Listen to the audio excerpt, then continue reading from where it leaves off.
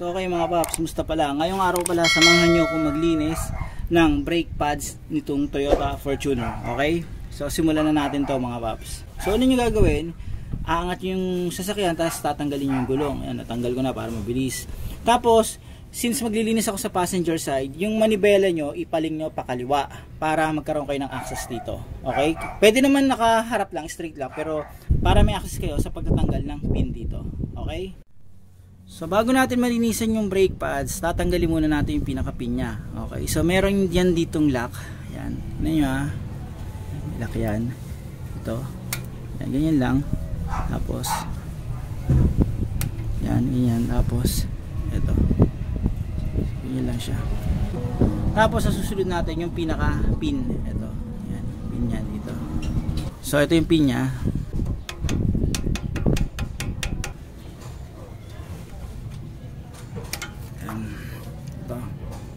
Tapos galing ko to. Yan, yung position yan up pag ganyan, pag ganun. Tapos galing ko. Yan. So ang susunod natin mga paps, ito. Tatanggalin ko na yung brake pads. Ngayon sa pagtatanggal ng brake pads, yung iba kasi ginagawa sinusundot dito para lumuwag dito ng flat screw. Gaganyanin. Pero ano para mas safe, kung may maipapasok yung screwdriver dito o bakal dito sa butas, yun na lang gawin nyo. Sa akin ito lang available ko so tiyagain nyo na lang ganyan, mas safe to mga paps. Yan, diba? Lang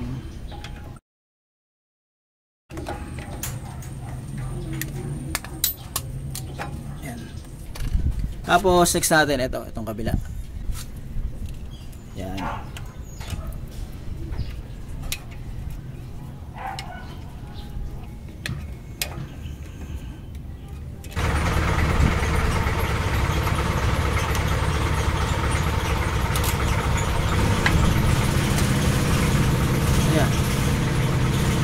So okay mga paps, bago ko ito linisin, susukatin ko muna to. Ang standard para dito sa sakyan na to ay 0.445 inches. Okay? Yung minimum thickness niya 0.0394 inches. So okay, ito siya. Yan. Ang una kong gagawin, susukatin ko yung total na kapal niyan. Inch ko na lang para ano. Yan. So yung total na kapal niyan, ayan, around 0.5 inches. Yan. So lalagay ko rito 0.5. So, yan yung sukat na nakuha ko. Yung kapal nito. Ngayon, gagawin ko, susukatin ko yung ito. Yung pinaka-bakal na pinagdidikitan niya. Ito. Yung pinaka-pads, ito yung bakal niyan. Sukatin ko lang yan. So, meron ako nakuhang 0.2. 0.211. So, 0.2 ko na lang para hindi na tikado.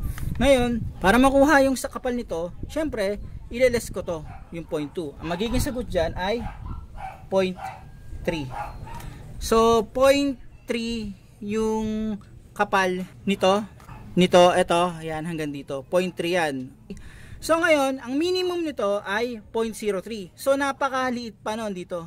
Malayo pa yon. Kung tutusin, malayo pa talaga yon. Yan. Meron nga ditong rin isang technique Kung mapapansin niyo to, yung mga Bendix rin yan, meron ditong marka.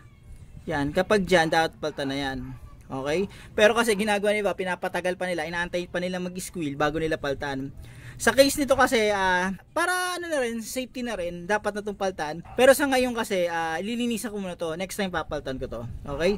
So ito, technically, pasok pa to. Ang layo masyado.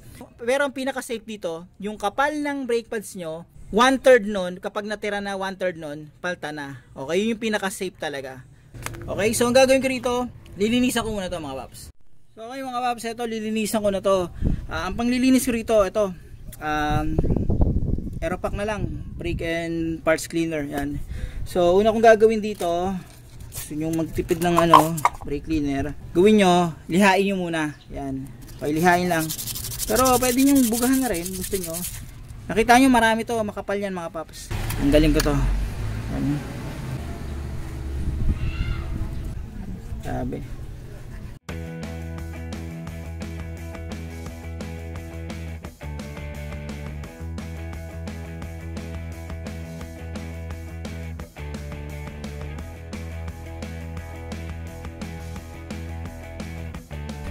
So okay na ako dun sa kabila. Hindi siya 100% na totally malinis, pero kahit paano, mas okay na siya kumpara dito sa ganito kadumi. Dapat pala may gasolina ako para mas lalong malinis. Okay? So ito yung kabila. Ito naman yung lilinisin ko. Yan. So makapal talaga ito mga paps. Yan. Kita nyo naman.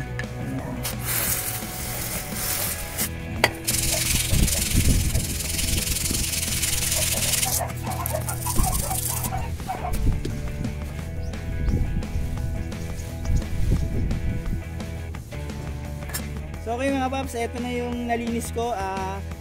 Hindi siya 100% na todong linis kasi medyo nahirapan na akong tanggalin yung iba. Pero ito papatang ko rin. Nilinis ko lang kasi nararamdaman ko na parang kailangan na akong mag-effort ng todo para kumagat yung preno. Siguro dahil nga dyan sobrang dumi na. So ang dumidikit na lang doon sa rotor, hindi na yung pinaka pads niyan. Ang dumidikit na lang doon sa rotor yung pinaka dumi. Okay, so kaya hindi na siya ganun ka-efficient yung pagbe-brake ko.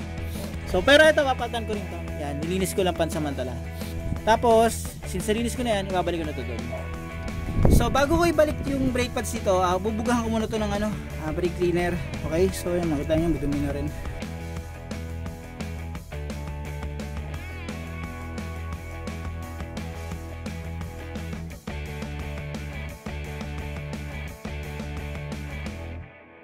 So okay mga paps, ito ibabalik ko na yung brake pads dito. Ngayon sa pagbabalik, baka mahirapan kayo sa pagbabalik itutulak niyo yung piston dito. Ngayon sa pagtutulak niyan, gagamit kayo ng flat screw. Yung flat screw naman hindi na matatama sa gitna ng rotor Tatama yan sa pinakadulo ng rotor para kahit paano hindi magasgasan. So yan. Yan. Sa dulo naman tumama yan, itutulak nyo lang. Kaya ganyan. Sa dulo nakakakalang yan mga paps, sa dulo ng rotor. Yan, tulak nyo lang. Yan. Yan. Okay. Tapos, saka nyo ibabalik to. Balik nyo na ganyan. Reverse order lang ng pagtatanggal mga paps. Yan, di ba? Mas maluwag na siya. Yan. Yan, konting lang, tisid lang.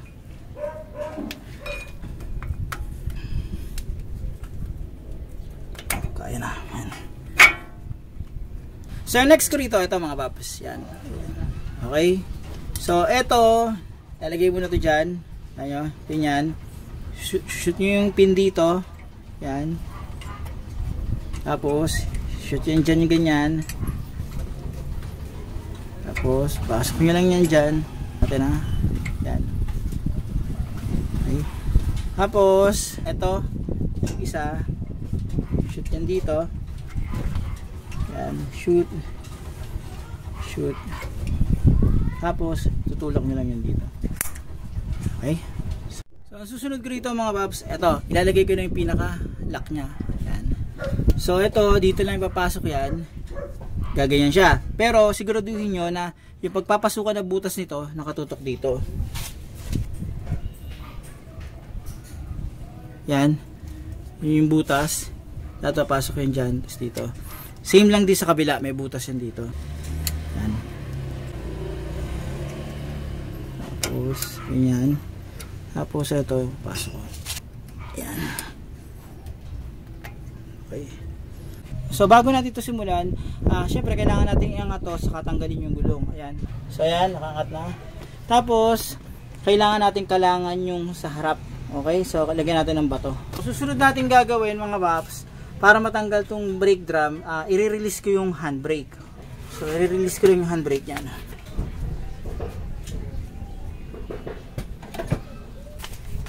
So, ayan, naka-release na handbrake yan. At ngayon, tatanggalin natin itong pinaka-brake drum. Okay? So, gamit kayo ng mallet, pupukun nyo na yung bawat side niyan. Para malug.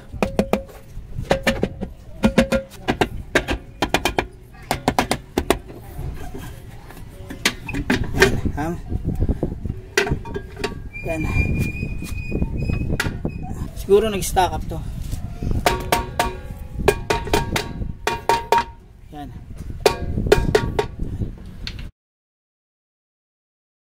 So okay mga paps, ayan yung pinaka brake shoes natin. Okay, so ito yung brake shoes, okay pa naman. Wala naman ako nakikitang tama. So gagawin ko, lilihakain ko yan. Mabawasan ng dumi. Yan. Yan. Yan. So tapos na ako linisin itong brake shoes. Ngayon ito naman, itong brake drum.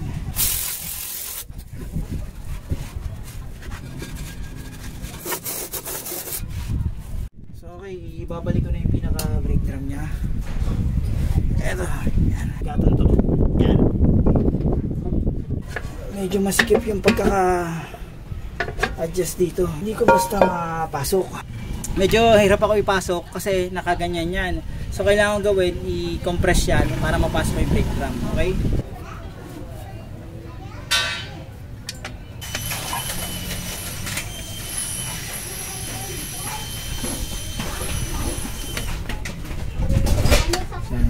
Try kong ipasok kung kasya na. Kasya na ba?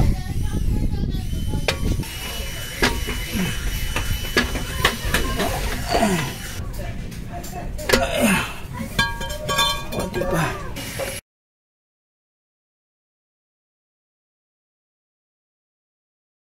So try kong ilagay kung kasya na.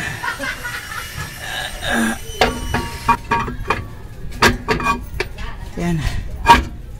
So okay mga paps, yan, balik ko na to. So gagawin ko na lang dito, ibabalik ko yung gulong, tapos i-handbrake ko ng ilang beses para mag-auto adjust siya. So paano mga paps, hanggang dito na lang yung video ko. Sana kahit paano nakatulong tong video na to in case na maglilinis kayo ng brake pads, at saka ng brake drum, saka brake shoes nitong Toyota Fortuner. Okay? Paano mga paps, maraming salamat sa inyo.